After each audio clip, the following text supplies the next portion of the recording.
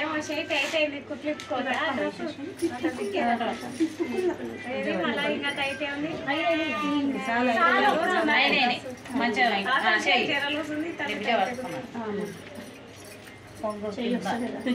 చీర కిందికి వేయండి కదా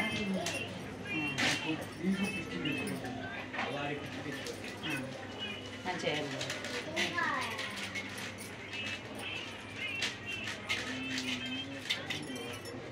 అన్న దీని పోరు షాప్ ఇంటికి పోయి ఏది తింటారు కానీ అన్న తినకుండా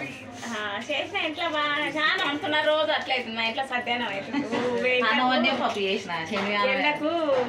ఎండాకాలం ఉంటలేదు ఎండాకాలం చీర ఉంటుండే అన్నం కానీ కింద ఉంటలేదు రోజు గిలాసులు అన్నీ పిల్లలు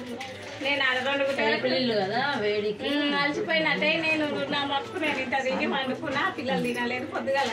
మెత్త ఉద్దయినారు పడేసేసిన